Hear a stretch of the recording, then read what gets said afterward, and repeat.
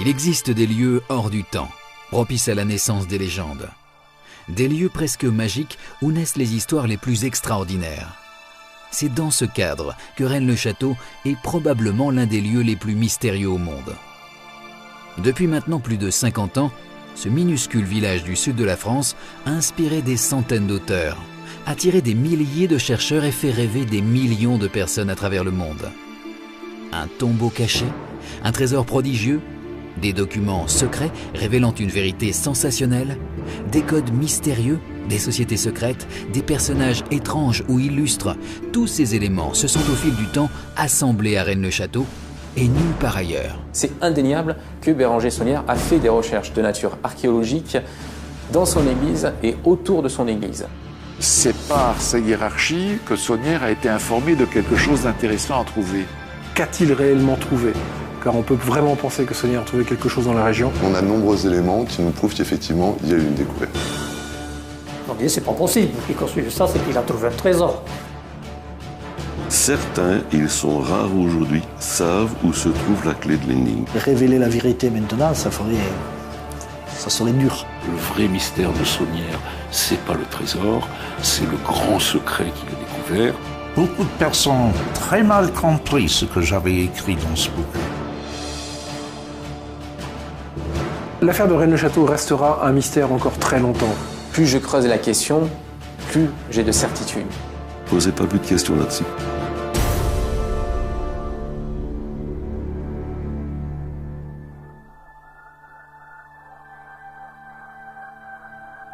Pour comprendre l'affaire de Rennes-le-Château, il faut d'abord s'intéresser à un personnage central, l'abbé François Béranger Saunière. Un curé de campagne arrivé en 1885 et qui en quelques années va laisser dans le village des constructions remarquables et fort coûteuses. Ces dépenses démesurées sont toujours en partie visibles aujourd'hui. On peut y voir l'église, rénovée à grands frais et particulièrement chargée de décorations en tout genre. Les jardins aménagés qui, à l'époque, comprenaient une serre, des fontaines, un mini-zoo, la tour néogothique dite tour de Magdala, ou encore une villa bourgeoise appelée à l'origine Villa de Marie, puis Villa Betania. Ce sont bien sûr toutes ces constructions et le train de vie étonnant de l'abbé Saunière qui ont très vite fait naître dans le village une rumeur de trésors. C'est vrai qu'au début, les constructions de Saunière ont quand même suscité une certaine curiosité. On n'était pas habitué à ce qu'un curé arrive et en quelques années, comme ça, se bâtisse, je ne dis pas un empire, mais enfin un petit monde à lui, quand même coûteux, parce que les gens n'étaient pas idiots, ils savaient qu'une construction, ce n'était pas bon marché. Donc, les gens se posaient des questions. C'est évident qu'il a trouvé des choses. Et on n'empêchait pas les gens de dire « attrapa quiconque », on disait en Occitan. Il a trouvé quelque chose. On disait « c'est pas possible qu'il construise ça, c'est qu'il a trouvé un trésor ». Mais la loterie nationale n'existait pas encore, donc c'était un trésor. Mais ça n'allait pas plus loin. Alors, trouver quelque chose veut dire peut-être un pot de pièces d'or ou d'argent, mais personne n'était au courant finalement de la vie telle qu'il avait menée à un certain moment, avec les messes en particulier, et on peut le dire, ces intentions de messe qu'il aurait dû reverser à l'évêché, qu'il ne fait pas. Même s'il recevait des dons, de l'argent de messe, etc., bon, mais ça les gens ne le savaient pas. Et c'est vrai que ça, à Rennes-le-Château, on ne savait pas. Et donc on se bornait à dire il a trouvé quelque chose. Voilà. On voit très bien que M. l'abbé ne pouvait pas dire oui, je suis riche grâce à des dons et à du trafic de messe. Donc il a certainement laissé courir, voire accréditer la légende M. l'abbé a trouvé un trésor, parce que finalement c'était la formule la plus respectable pour justifier de son enrichissement et de la matérialisation de son enrichissement, c'est-à-dire des constructions. L'abbé Saunière aurait donc laissé courir la rumeur d'un trésor pour protéger un trafic financier peu glorieux. Aujourd'hui, grâce à de très nombreux documents, courriers et autres carnets de comptabilité retrouvés dans les archives ou dans les effets personnels de l'abbé, il n'y a guère de doute possible. Béranger Saunière s'est enrichi en très grande partie grâce à des dons et des trafics de messe. Pour Laurent Buchholzer, qui a travaillé longuement sur ces documents, ces faits sont clairs et irréfutables. Parmi les différents documents qu'on a pu trouver dans les papiers de l'abbé Saunière, il y a toute une description des courriers qu'il envoie et qu'il reçoit, et qui décrivent 30 000 courriers. Sur ces 30 000 courriers, 20 000 sont consacrés à des demandes de messe et à des réceptions de messe et à des remerciements pour ces messes. À partir de là, on arrive à compter les messes, et quand on compare avec ce qu'on sait de sa comptabilité, effectivement, ça explique très très bien l'origine de sa fortune. L'énigme de l'enrichissement de Béranger Saunière serait donc résolue. Il n'y aurait donc plus de mystère, en tout cas sur ce sujet fondamental. Pourtant, en regardant plus précisément la comptabilité du curé de Rennes-le-Château, on peut encore se poser quelques questions. Donc quand on regarde le détail de son trafic de messes, on s'aperçoit qu'il y a deux périodes. Il y a ce que j'appelle la première période qui est locale et qui correspond à la réfection de l'église. Donc là, on n'a pas de mystère, on sait qu'il a été appuyé par le Cercle catholique de Narbonne, qui est une association catholique monarchiste, très anti-républicaine, qui œuvrait à l'époque à Narbonne et au sein de laquelle on retrouve son frère. On sait qu'il a demandé de l'argent et qu'il a reçu un soutien financier, et on trouve d'ailleurs la signature de cette association dans l'église. Le fameux « Par ce signe tu le vaincras » était la devise du Cercle catholique de Narbonne. Ce symbole, en latin, que l'on peut voir sur le fronton de l'église, mais aussi à l'intérieur, juste au-dessus du célèbre diable bénitier, serait donc la signature des bienfaiteurs de l'abbé Saunière. L'église sera donc entièrement restaurée grâce à quelques apports personnels de l'abbé, mais surtout grâce au Cercle catholique de Narbonne. Mais les travaux ne vont pas s'arrêter là. Et les années suivantes, Béranger Saunière aura besoin de beaucoup plus d'argent pour édifier son domaine. Lorsque l'église est terminée, ses financements s'arrêtent, et là, la chose devient curieuse. C'est-à-dire qu'il va s'adresser à toute la France, ce qui est complètement inhabituel dans le cadre de l'époque. Et toute la France, sauf l'Aude. Et à partir de là, effectivement, il va recevoir des dons pour l'édification de la villa. Mais ça, c'est un vrai mystère, parce qu'on n'a jamais compris qu'est-ce qui motivait ces donateurs, et il était totalement anormal qu'ils reçoivent des dons provenant de l'extérieur du diocèse. Autre mystère à l'examen de la comptabilité de l'abbé, on peut noter durant certaines périodes une incroyable régularité des dons de messe. Et ce n'est pas tout. Laurent Buchholzer a aussi relevé d'autres aspects curieux de ce financement. Ce qui est étonnant dans ces financements, dans cette deuxième partie du financement, c'est qu'il s'adresse a priori à des personnes qu'il ne connaît pas personnellement, et il a un taux de retour sur ces demandes de messe qui est de 95%. Donc on se doute bien qu'il y a derrière une logique, il y a une raison, il y a une organisation derrière qui soutient Béranger Saunière, mais à ce jour, on n'a toujours pas identifié laquelle. Une organisation, un cercle, serait donc derrière ces financements opaques. Mais pourquoi donnerait-on des sommes très importantes à un simple curé de campagne perdu au fin fond de l'Aude ?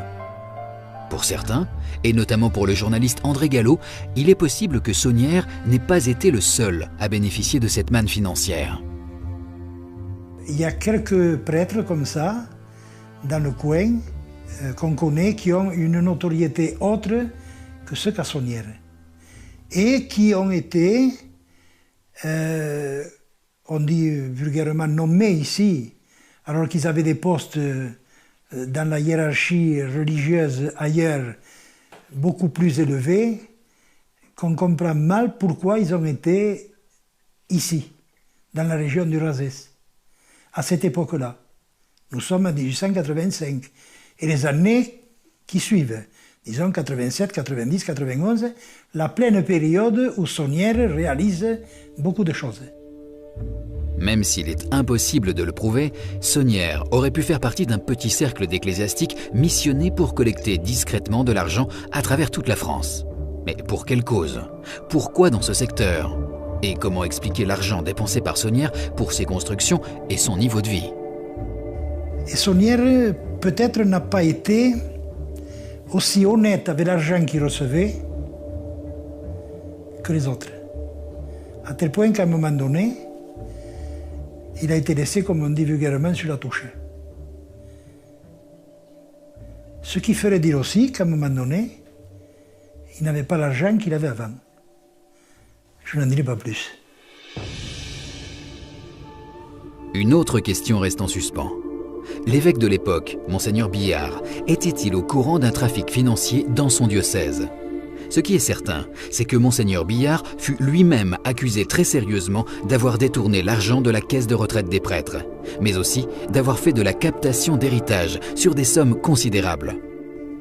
En 1902, c'est Monseigneur de Beauséjour qui va lui succéder à la tête de l'évêché de Carcassonne. Quand Monseigneur de Beauséjour est arrivé à Rennes, c'est lui qui a commencé à chercher, à comprendre comment un curé de campagne avait bâti sur le rocher de Rennes-le-Château un domaine aussi important.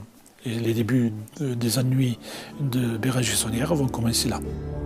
Très rapidement, l'évêque demandera à Saunière des comptes précis et surtout de ne plus envoyer de demandes de messe hors du diocèse.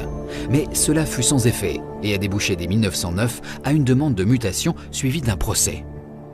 Ce procès est une action assez délicate de la part de l'évêché puisqu'ils sont au courant depuis 1900 du fait que Bérenger Saunière commande des messes en dehors du diocèse. Pourquoi est-ce qu'ils attendent 1910 pour lui faire un procès? Et quelles sont les vraies raisons qui motivent le déplacement de l'abbé Saunière? Ça, on ne le sait pas. Bérenger Saunière va donc devoir rendre des comptes à ses supérieurs, des comptes qui seront souvent flous et volontairement tronqués. Si le procès que l'évêché intente à Bérenger Saunière est un procès de mauvaise foi, le comportement de Bérenger Saunière laisse aussi peu de doute, il est de tout aussi mauvaise foi que son évêché. Il va laisser traîner beaucoup de réponses, beaucoup de documents, et il a un avocat qui est peut-être pas le meilleur avocat possible dans le sens où c'est un procédurier. Et c'est un amoureux de la procédure, là où probablement on aurait pu choisir un arrangement. La procédure engagée par l'évêché va profondément marquer Bérenger Saunière et surtout salir son image. Mais face à cette épreuve, il ne sera pas seul. On a pu retrouver dans ses courriers de nombreuses lettres de soutien. Durant son procès, Bérenger Saunière va bénéficier du soutien de son réseau d'amis proches, beaucoup de curés, et d'autres vont être plus distants. Il est aussi question, dans la correspondance qu'il lui a adressée, souvent de secret. Soit du secret qu'il a invoqué, qui était le secret de la confession, et dont il ne souhaite pas être relevé, soit d'affaires qui sont mystérieuses, comme par exemple une phrase dans la lettre « La mort du pauvre abbé Gaudissart aurait-elle réveillé de mauvais souvenirs ?» Malgré toutes les enquêtes que nous avons pu mener, nous n'avons jamais su en quoi Gaudissart avait pu réveiller de mauvais souvenirs. Durant des années, Bérenger Saunière évitera de se rendre à toute convocation. Il ne présentera jamais ses véritables comptes et finira par écoper de diverses sanctions tout au long de son procès qui durera jusqu'à la fin de sa vie. Les conclusions du procès sont assez évidentes. Bérenger Saunière est coupable de trafic de messes et pouvait difficilement en être autrement. Il refusera toujours finalement de se mettre en règle, ce qui fait que sa suspensa divinis durera jusqu'à sa mort. Il ne sera relevé de sa suspense sur son lit de mort. Une suspensa divinis, c'est-à-dire qu'il n'aura plus le droit de célébrer la messe. Donc, et pourtant, l'évêché avait essayé d'arranger les choses avant la sanction finale en lui proposant une mutation dans un village qui s'appelle Coustouge, qui est plus grand du reste que Rennes-le-Château. Et l'abbé Saunière, là encore, bottera en touche et refusera la mutation en expliquant benoîtement que ses intérêts, ses affaires le retenaient à Rennes-le-Château et qu'il ne pouvait pas s'en éloigner. Bérenger Saunière disparaîtra en janvier 1917. Victime probablement de certains excès, il fut terrassé après une attaque sur le chemin de ronde à l'entrée de la tour Magdala. Tous ses biens seront légués à celle qui aura partagé sa vie pendant plus de 30 ans, Marie Desnarnaud. Cet héritage extraordinaire comprenait la totalité du domaine, la villa, les jardins et tout le mobilier. Quand il va mourir en 1917, il va laisser Marie Desnarnaud avec ce qu'il faut, parce qu'on est à la campagne, donc il y a des poules, des lapins, des canards, voilà. Mais à mon avis, avec peu de choses pour vivre, même si Marie Desnarnaud se plaisait à dire, avec ce que le curé a laissé, il y a de quoi faire vivre le village pendant plusieurs générations. On voit bien qu'elle est endettée de partout, elle ne peut pas payer et elle n'a pas un sou devant elle. Donc, ne me dites pas que Saunière avait une fortune, qu'elle avait trouvé un trésor. Marie Desnarnaud va avoir de très gros problèmes financiers puisque les achats qui ont été faits à son nom l'obligent à payer des impôts sur à peu près le quart de la superficie du village. D'autre part, les guerres de 14-18 avaient vu l'inflation galoper, donc dès 1920, dès les années 1920, elle est à court d'argent. Elle se plaignait toujours auprès des habitants de Rennes à seule fin qu'on la prenne en considération. Et ça n'est arrivé que mon père, à un certain moment, a fait une demande pour qu'elle soit dans les personnes assistées du département de l'Aude en tant que personne physique. Et elle a obtenu une carte d'invalidité. C'est dire donc à ce moment-là l'état de précarité dans lequel elle se trouvait.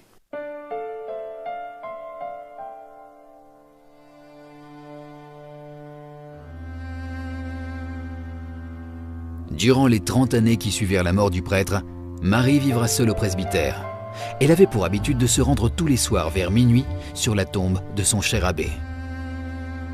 Durant tout ce temps, l'histoire d'un trésor découvert par l'abbé Saunière à la fin du XIXe siècle s'estompera doucement, mais ne tombera jamais vraiment dans l'oubli. De 1917 à 50, on trouve une seule trace. Alors on en trouve une quand même, qui est un ouvrage d'un érudit local, membre de l'Académie des sciences et des arts de Carcassonne, qui s'appelle Jean Giroux. Et le Jean Giroux a écrit un bouquin qui s'appelle Itinéraire en terre d'Aude, qui est un peu le guide Michelin vert de la région. Et quand il parle de Rennes-le-Château, il fait allusion à le village d'un curé qui aurait trouvé un trésor. Donc ça, 1936. Donc ce qui prouve que ce que racontaient les villageois, Monsieur l'abbé a trouvé un trésor, continuait dans les familles à se raconter. La rumeur d'un trésor aurait donc discrètement persisté. Les habitants se questionnant probablement devant les constructions étonnantes de l'abbé Saunière. Mais les villageois, à cette époque, ne s'intéressaient pas vraiment à ces quelques curiosités pourtant bien visibles. Comme par exemple cette dalle, dite des chevaliers. Ce diable, unique au monde, accueillant les croyants dans l'église. Les peintures énigmatiques sur l'autel. Ou encore ce pilier carolingien curieusement positionné à l'envers. Il faudra attendre la fin des années 40 pour voir l'affaire de Rennes-le-Château prendre véritablement naissance et mettre tous ces éléments, et bien d'autres, au cœur d'une autre histoire. En 1946, l'héritage de l'abbé Saunière et l'intégralité de son domaine allaient bientôt changer de propriétaire et de destin. C'est à cette époque que Marie Desnarnaud, alors âgée de 77 ans, va faire la connaissance d'un certain Noël Corbu et de sa petite famille. Ça faisait très longtemps qu'elle habitait seule, puisque ses parents sont morts en 28 et en 30, donc ça faisait longtemps qu'elle était seule dans son presbytère, et donc mon père a réussi à la convaincre à lui vendre le domaine en viager, à condition qu'elle puisse rester avec nous, au presbytère. Elle ne voulait pas quitter le domaine où avait vécu Béranger Saunière et elle-même, et donc elle faisait de telle manière qu'elle préserve jusqu'à la fin de ses jours ses entrées au presbytère et ce domaine qu'elle avait connu. Ça lui fendait le cœur, on va dire, de quitter ce lieu où elle avait vécu, d'abord, comme on dit, son rêve avec l'abbé Saunière, et puis où elle était bien, parce qu'on a beaucoup exagéré quand même la misère de Marie. Marie était pauvre, ça c'est vrai, mais enfin, elle avait quand même du répondant, comme on dit, elle pouvait vendre. Elle se débrouillait toujours. Comme je disais, à l'époque, elle avait des soucis pour payer les impôts. Il lui fallait du liquide. Mais elle avait ses lapins, elle avait ses poules, elle avait ses œufs. Voilà, donc elle n'était pas si malheureuse que ça. Marie Desnarnaud disparaîtra le 29 janvier 1953. Elle sera enterrée juste à côté de son cher abbé dans le cimetière de Rennes-le-Château. Elle emportera ses secrets, mais elle laissera des quantités de documents en tout genre ayant appartenu en grande partie à l'abbé Saunière. Noël Corbu deviendra le nouveau propriétaire des lieux. Lui et sa famille s'installeront dans la Villa Béthanie, qui au bout de quelques années sera transformée en hôtel-restaurant. Durant les premières années, à Rennes-le-Château, Noël Corbu s'intéressera de très près à l'histoire de l'abbé Saunière et surtout aux déclarations mystérieuses de Marie Desnarnaud concernant un extraordinaire secret qui aurait pu le rendre très riche. Elle disait que plusieurs choses. Avec ce que monsieur le curé a laissé, on pourrait faire vivre le village pendant 100 ans et il en resterait encore. À droite, elle disait « Pauvre Maïnach, ces pauvres enfants, vous marchez sur de l'or sans même le savoir. » Alors si je pouvais dire tout ce que je sais, voilà, des choses assez mystérieuses, voilà. Et à mon père, qui avait 18 ans quand l'abbé est mort, qui aimait bien aller voir Mlle Marie, il lui avait dit « ça de monsieur le curé, il ne faut pas y toucher, c'est sacré. » J'ai toujours pensé qu'avec mon père, elle doit lui avoir dit certaines choses, mais pas tout.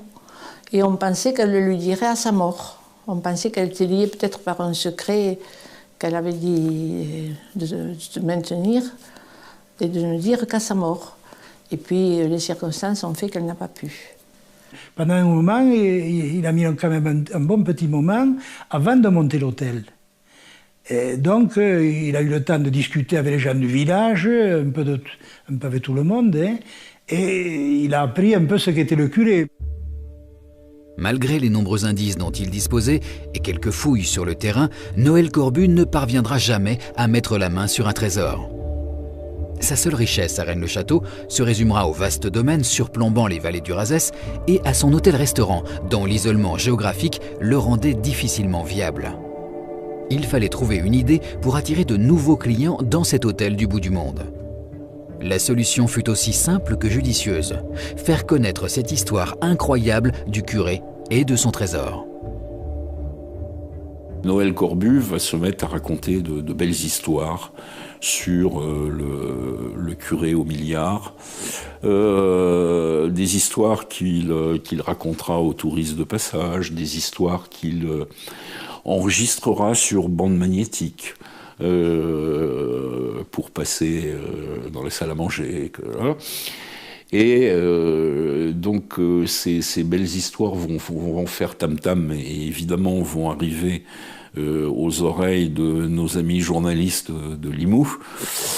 Le Midi Libre, La Dépêche, notre ami André Gallo était dans le coup.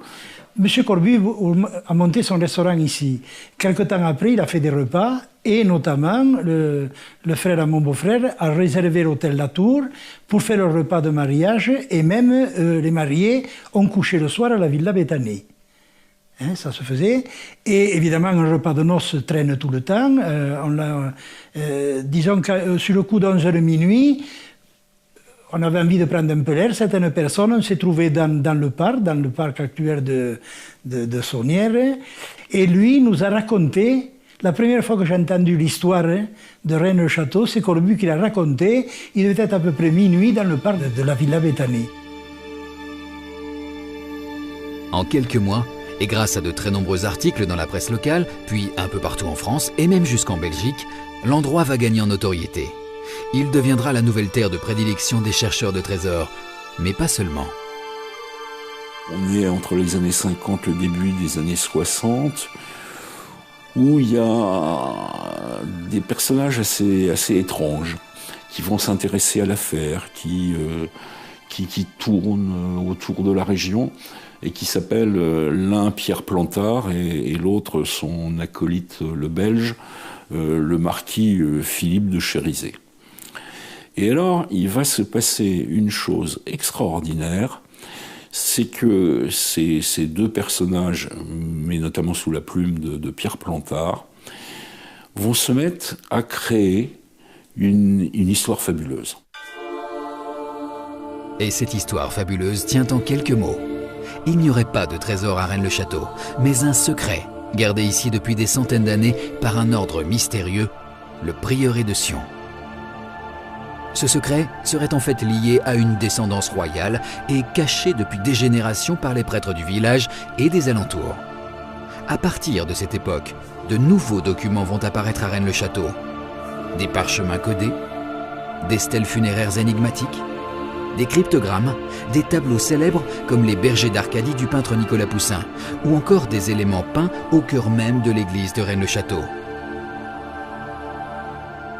Tout cela va servir de base à Pierre Plantard et Philippe de Chérizet pour leur permettre de réécrire l'histoire de Bérenger-Saunière et de Rennes-le-Château, mais aussi l'histoire avec un grand H.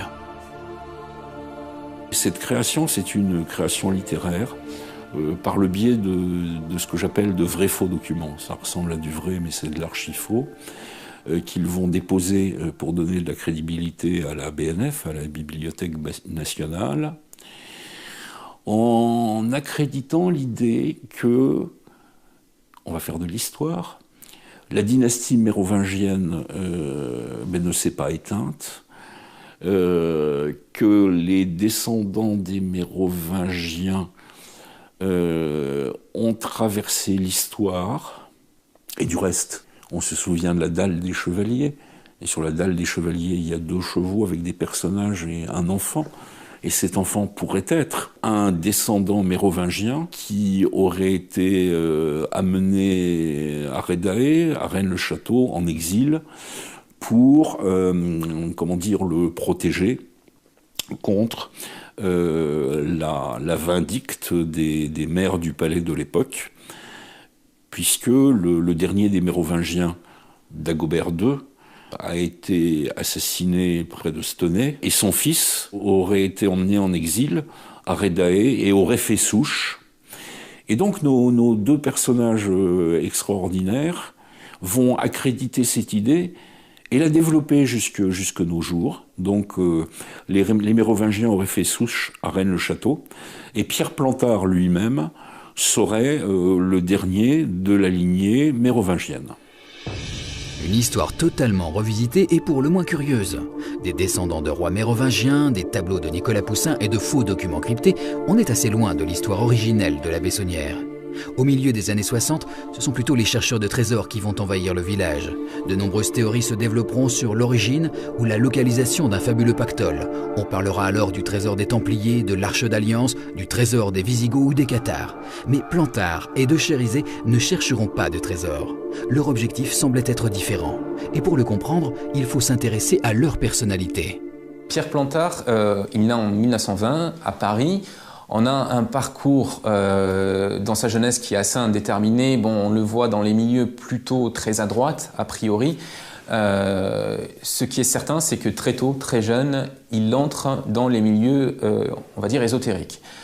Ses premiers écrits datent des années 1940. Il s'agit du journal Vaincre.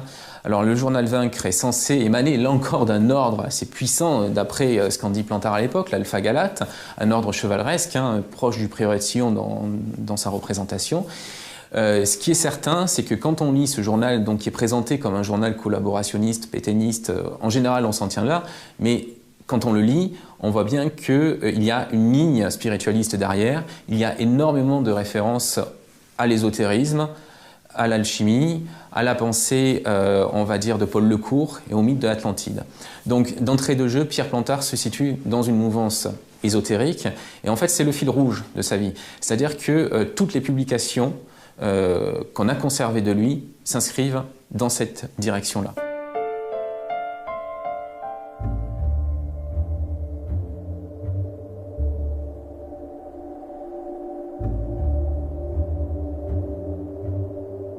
Philippe de Chérizet, à la base, c'est un artiste. C'est-à-dire que c'est un homme de lettres. Il écrit sous le nom d'Amédée, notamment. Il est dans une mouvance, on va dire, satirique, humoriste. Il appartient à la Société de Pataphysique, donc il est dans ce milieu littéraire-là. Et c'est également un acteur et un homme de radio, puisqu'il anime avec Roland Dubillard des émissions qui ont un certain succès. Il monte également sur les planches, il fait du théâtre. Philippe de Chérizet, si vous voulez une description, c'était un éternel étudiant attardé. Toujours en quête d'informations, de détails, d'anecdotes. C'était un érudit, il avait une culture extraordinaire et un sens de l'humour hypertrophié. Je pense qu'il est capital, pour bien comprendre le travail que ces 2 hommes ont fait ici, de se replonger dans les écrits littéraires de Philippe de Chérizet, parce qu'un certain nombre, on va dire, de techniques littéraires apparaissent, et ça nous permet de comprendre comment a été écrit le mythe de Rennes-le-Château. Alors, je vais juste prendre un exemple, c'est Livre à vendre de Philippe de Chérizet, qui a été écrit donc, par Philippe de Chérizet et Roland Dubillard. C'était les 2 compères qui animaient cette fameuse émission radio. Au dos de ce livre, on voit sur la 4e de couverture, en gros, la mention Prix Goncourt 1977. Et un certain nombre de bouquinistes s'est laissé prendre au piège, c'est-à-dire que ce livre, sur leur catalogue, dans la notice, est référencé comme ayant obtenu le prix Goncourt 77. Mais en fait, quand on regarde de près, en tout petits caractères au-dessus, on a écrit « Ce livre n'a pas encore obtenu le prix Goncourt 77 ». Et alors, c'est dans le ton humoristique décalé de Philippe de Chérizet, mais ce qui est intéressant quand on s'intéresse à ce qu'il a fait ici après, c'est qu'on a une façon d'écrire qui apparaît là. Et la façon d'écrire qui apparaît, c'est que c'est pas ce qui est écrit en très gros qu'il faut regarder, parce que si on ne regarde que ça, on va se tromper sur le sens, mais il faut regarder ce qui a été écrit en tout petit, juste à côté, et qui explicite et précise le sens de ce qui est écrit en gros. Et le mythe de Rennes-le-Château est construit de cette façon-là. Les bases de la légende de Rennes-le-Château sont donc une création de deux personnages, Philippe de Chérizet et surtout à l'origine Pierre Plantard. Mais comment deux hommes aussi différents, un mystique et un acteur humoriste, ont pu se connaître et s'associer pour faire naître ce mythe? Ça c'est très trouble encore parce que Pierre Plantard a raconté des choses sur le sujet, il se serait rencontré dans un certain milieu à Paris, mais c'est toujours le problème, Plantard est un mystificateur, donc où est le vrai, où est le faux? Philippe m'a raconté qu'ils se sont connus à l'époque où ils suivaient des cours post-scolaires traditionnels, les cours du soir, mais facultaires. Philippe notamment étudiait le chinois, qu'il lisait, écrivait et parlait couramment chinois mandarin. Et c'est sur les bancs de ses facultés post-scolaires qu'il a connu Plantard et que l'amitié s'est nouée. C'est ce qu'il m'a raconté. La relation entre Philippe et Plantard était très surprenante. C'était une sorte de binôme qu'on ne saurait pas inventer. Plantard était froid, distant, autoritaire, glacial même. C'était aussi un excellent comédien. Et Philippe, je vous dis, jouait un rôle. Alors il y avait cette espèce d'astre noir autour duquel tournait une étoile consciente de n'être qu'un satellite et qui s'en amusait bien. Tous les ingrédients, réels et apportés par Pierre Plantard et Philippe de Chérizet, étaient donc réunis à Rennes-le-Château au milieu des années 60. Mais pour faire connaître l'histoire et le mythe de la Bessonnière, il fallait un écrivain de génie que Pierre Plantard va amener à Rennes-le-Château. Cet écrivain est aussi un journaliste, son nom, Gérard de Sède. C'était un baroudeur, Gérard de Sède. Mais c'était quelqu'un qui était passionnant parce que il communiquait avec les gens. On se régalait de parler avec lui parce que, premièrement, c'est un érudit, parce qu'il connaissait beaucoup de choses. Il avait vraiment gambadé pas mal. Et il était passionné par cette affaire-là. Il a toujours été passionné, d'ailleurs, par ces choses-là. Puisque, après Gisors, il s'est mis là-dedans. C'était les Templiers, ça a été Rennes-le-Château. Bon, après c'est Gérard de Sède. Tout journaliste qui se respecte doit chercher la vérité avant d'écrire, ou alors il fait un roman. Lui, au départ, il a monté une affaire, une histoire, par ce qu'on lui racontait. Mais il n'a pas eu peut-être le temps matériel d'analyser tout ce qu'on lui racontait. Et puis il en a pris tellement de gens qui étaient des gens qui racontaient des choses qui paraissaient tellement vraies qu'il les a gobés. Plantard et de Chérizet, ils s'en sont amusés, moi je dis, de Gérard de Sède. En 1967, Gérard de Sède sortira le livre qui va bouleverser la vie du village, mais aussi des dizaines de milliers de lecteurs. Son titre, L'Or de Rennes ou la vie insolite de Béranger Saunière, curé de Rennes-le-Château. Ce bouquin, L'Or de Rennes, va rencontrer un succès phénoménal. Et c'est vraiment le livre dans lequel on va retrouver tous les éléments constitutifs de la légende. Alors les éléments constitutifs de la légende, on les a tous évoqués, mais je les recite juste d'un trait de plume. La Bessonnière s'est enrichie parce qu'il a trouvé un trésor, et non pas parce qu'il a fait du trafic de messe. Et ce trésor et son emplacement, sa cache, obéit à un processus de codage. Donc ce codage, on a vu des parchemins mystérieux, on a vu des inscriptions mystérieuses sur des tombes, on a vu très rapidement que l'église de Rennes-le-Château, de par ses décorations, est également un ensemble codé. Tous ces codes, toutes ces énigmes, en partie basées sur des faits réels, vont fasciner les lecteurs de Gérard de Sède qui viendront à leur tour à Rennes-le-Château constater sur place que le mystère est bien réel. Parmi ces lecteurs, Henry Lincoln, un journaliste de télévision anglais qui va lui aussi s'intéresser à l'ouvrage de Gérard de Sède. Au début des années 1970, il débutera pour le compte de la BBC des enquêtes qui vont exporter le mythe de Rennes-le-Château de l'autre côté de la Manche. J'ai trouvé un ami à la BBC qui était producteur des émissions Chronicle, qui étaient des émissions de sujets historiques, archéologiques, et je lui ai montré le mystère de Rennes-le-Château. On disait, bon, c'est un bon sujet pour les Anglais, parce que toute cette partie de l'histoire de la France, les Templiers, les Cathares, n'était pas du tout connu en Angleterre. Alors c'était parfait. Et le succès de ces documentaires sera considérable. Henry Lincoln sera captivé par cette affaire. Il fera la rencontre de Gérard de Sède, mais aussi de Pierre Plantard. Au bout de quelques années, avec la complicité de 2 écrivains anglais, Henry Lincoln va lui aussi poser une nouvelle pierre sur le mythe de Rennes-le-Château, à travers un livre, L'énigme sacrée, sorti en 1982 et qui deviendra en quelques mois un best-seller. Alors, l'énigme sacrée emboîte en fait tout ce qu'on a vu jusqu'ici, c'est-à-dire Saunière qui a découvert un trésor, mais le vrai mystère de Saunière, c'est pas le trésor, c'est le grand secret qu'il a découvert, et ce grand secret, il va faire trembler l'Église catholique, voire toute la civilisation occidentale, à savoir que Jésus et Marie-Madeleine se sont mariés, ont eu des enfants, et que le tombeau du Christ, le tombeau de Marie-Madeleine sont peut-être dans la région.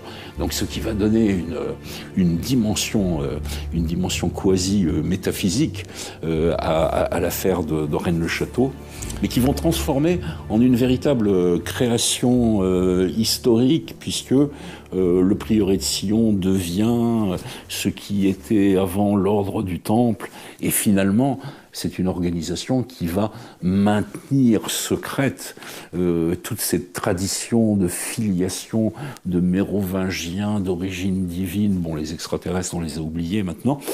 Donc ça va être un boom absolument colossal. En quelques années, les théories développées dans l'énigme sacrée vont se répandre outre-Manche et un peu partout en Europe. Une autre version de l'histoire chrétienne fascinera un public qui pensera avoir affaire dans l'énigme sacrée à une enquête historique. Pourtant, une partie de ces théories ne sont fondées que sur les mystifications de Pierre Plantard. Ça n'a aucune importance si c'est une vérité ou pas. Beaucoup de personnes ont très mal compris ce que j'avais écrit dans ce bouquin. J'ai souvent entendu dire que moi, j'avais dit que Jésus n'était pas mort sur la croix. Que Jésus s'était marié avec Marie-Madeleine. Il avait fait souche. Et sont apparemment des faits que je raconte. Mais non, je n'avais jamais dit que c'était un fait. Ce n'était rien qu'une hypothèse. Et il n'avait aucune importance si c'était vrai ou pas. L'important, c'est que dans le passé, il y avait des personnes qui ont pris comme croyance. Et donc, ils ont agi avec cette idée, partie de leur foi. À partir de cette époque, on verra fleurir une littérature qui rejoindra les thèmes développés dans l'Or de Rennes et surtout dans l'énigme sacrée. En 2004, sortira le livre qui va secouer le monde et qui sera vendu à plus de 86 millions d'exemplaires. Le Da Vinci Code, signé Dan Brand, sans jamais citer Rennes-le-Château, va pourtant reprendre tous les ingrédients qui ont fait le succès des livres de Gérard de Sède ou d'Henry Lincoln. C'était inévitable. Parce qu'au moment qu'on avait édité de l'énigme sacrée, il y avait des petits de 3, 4, 5 ans qui s'en foutaient de l'histoire de l'énigme sacrée. Ils n'ont jamais entendu parler de ça. Après 20 ans, maintenant, ils sont des adultes. Et tout d'un coup, cette même histoire, c'est comme un coup de foudre, encore une fois. Chaque génération, ça recommence. Ce n'est rien de neuf. C'était pas neuf chez nous. Il y avait Hugh Schonfield qui a écrit un bouquin 20 ans avant l'énigme sacrée. Toujours, on répète la même histoire. Chaque génération s'est oubliée et s'est retrouvée. Donc, ça explique pourquoi le Da Vinci Code a fait un grand prix. C'était exactement ce qu'on avait fait dans les limes sacrées. Le Da Vinci Code sera un succès considérable et surtout au niveau mondial.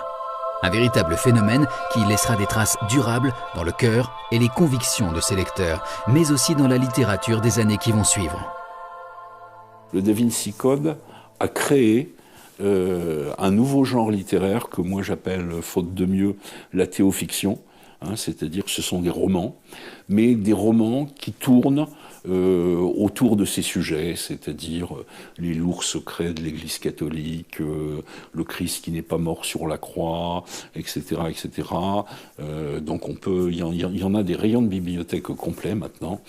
C'est amusant, hein. Le Da Vinci Code a eu une première conséquence en matière de livres, c'est tous les livres qui commentent le Da Vinci Code, et ensuite a généré un courant de fiction littéraire. Après plus de 50 ans d'une histoire revisitée qui a égrené ses thèses ou ses hypothèses à travers le monde entier, Rennes-le-Château n'aurait donc été que le lit propice à des récits extraordinaires. Mais pourquoi ce lieu ? Il existe réellement de très nombreuses zones d'ombre autour de l'histoire de Béranger-Saunière. Les financements occultes provenant de cercles catholiques ou royalistes n'expliquent pas tout et laissent beaucoup de questions sans réponse. Les constructions du prêtre semblent obéir à des codes précis. Les dessins ajoutés par le curé sur les fresques de l'église n'ont pas été réalisés par hasard et se prêtent à de nombreuses interprétations. Le pilier volontairement retourné et retaillé, ou encore le diable, unique au monde, conçu sur une demande précise du curé. Tout cela pourrait laisser croire à une forme de codage, ou plutôt de message, laissé par l'abbé Saunière pour la postérité. Un autre fait indéniable, le curé de Rennes-le-Château a réellement fouillé et creusé au cœur de son église pendant des mois, et ce, en toute discrétion. Pour moi, il est indéniable qu'il a cherché quelque chose ici.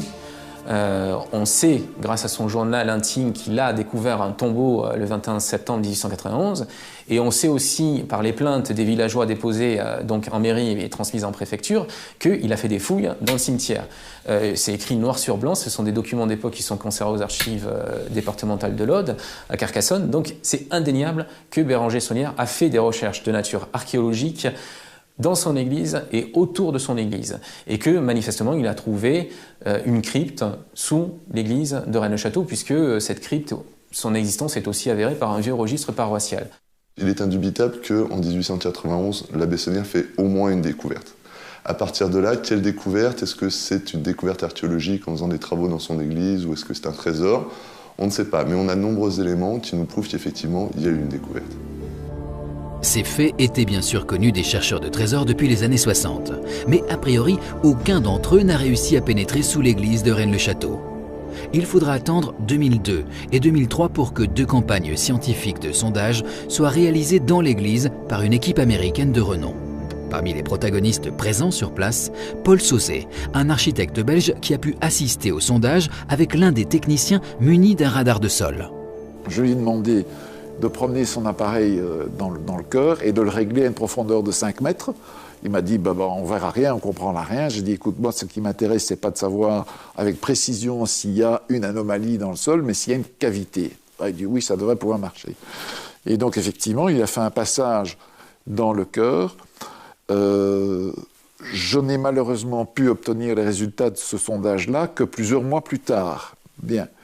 Mais quand je les ai obtenus, j'ai obtenu donc des données qui étaient tout à fait brutes, et j'ai communiqué ces données à un laboratoire spécialisé, donc ici même en Belgique, et qui m'a dit effectivement, il y a là une absence d'écho en dessous de 3 mètres, et à partir de 5 mètres, il n'y a toujours rien.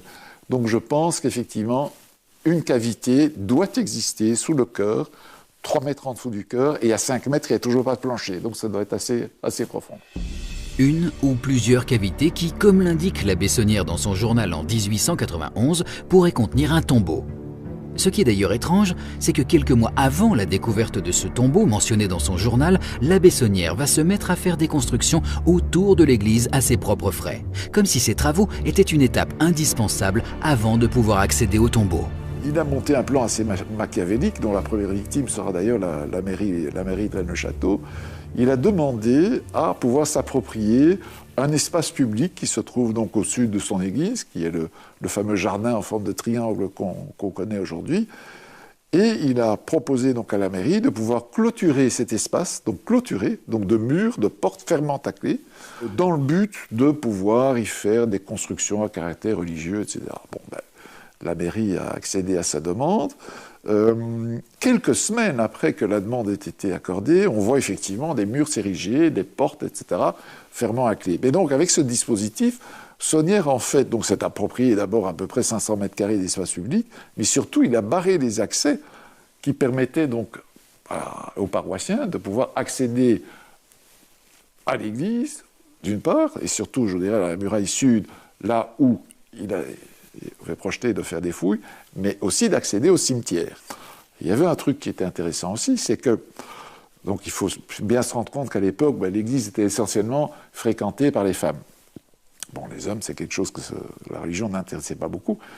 Et les femmes avaient porté une dévotion toute particulière à la Vierge Marie, surtout depuis qu'il y avait eu donc les apparitions de Lourdes et probablement même de la Salette. Et ce que Saunière a fait, c'est qu'en fait, alors, il a fait enlever l'autel de la Vierge qui était dans l'église. Il a supprimé donc cet autel, il a enlevé la statue qui était sur l'autel. Et à grand renfort de procession, il a fait inaugurer, mais alors tout à fait en dehors de l'église, à l'endroit qu'on connaît aujourd'hui, donc une nouvelle statue, justement, de la Vierge Lourde. Et donc, toutes les dévotes allaient se déplacer, n'étaient plus dans l'église, et allaient donc faire leur dévotion à l'extérieur. Donc, il avait le champ absolument libre pour travailler à l'intérieur de son église, défaire le dallage, fouiller. Il n'y avait plus personne, je dirais, pour l'embêter. Mais pourquoi l'abbé Saunière aurait préparé le terrain, dépensé énormément d'argent et fait tant d'efforts autour de l'église et du cimetière avant même de débuter ses fouilles? Le curé savait-il précisément ce qu'il y avait à trouver sous son église? Se pourrait-il que Saunière ait pu disposer de documents ou d'informations très confidentielles?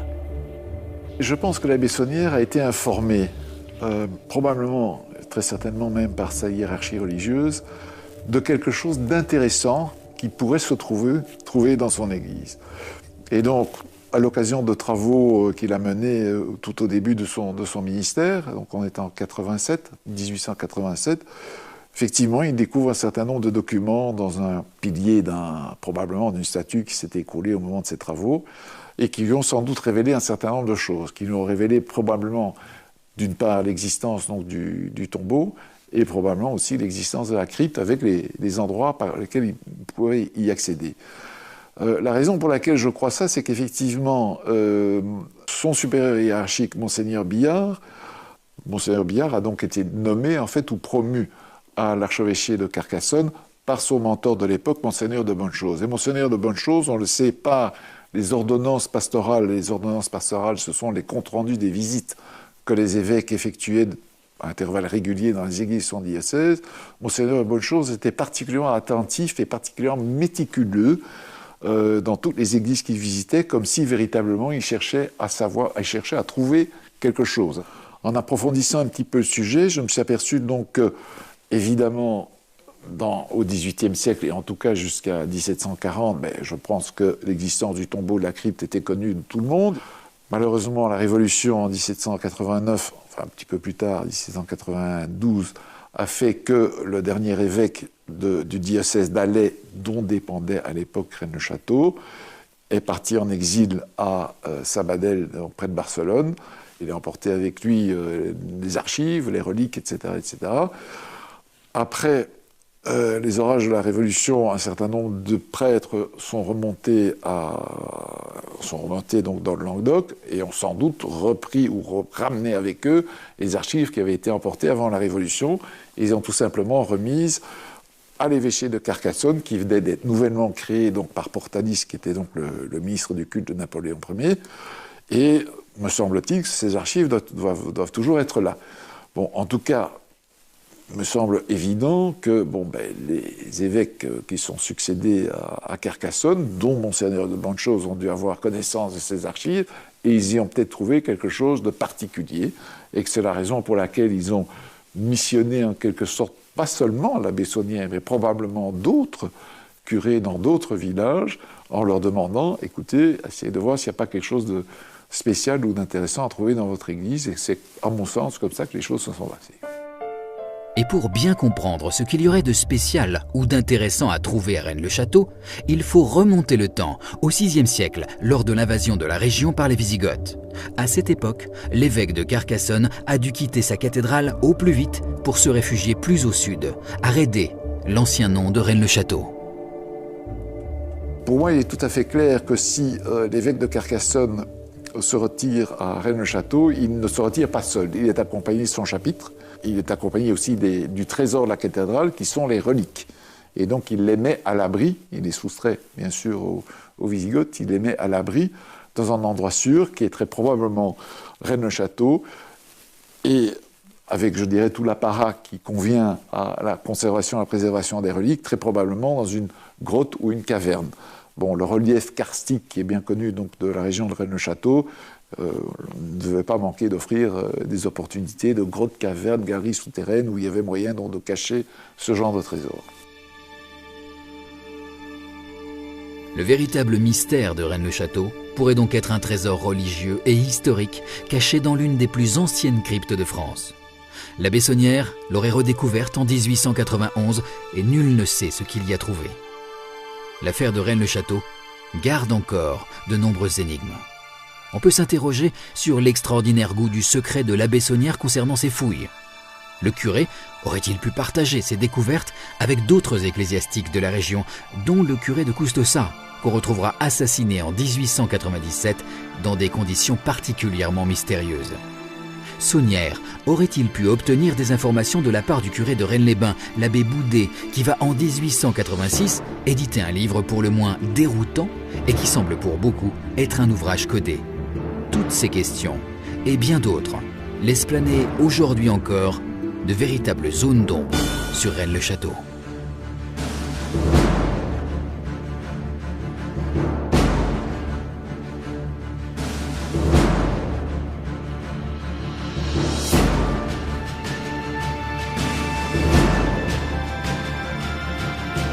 On est là pour rêver, il faut laisser de la place pour tout, y compris pour la raison.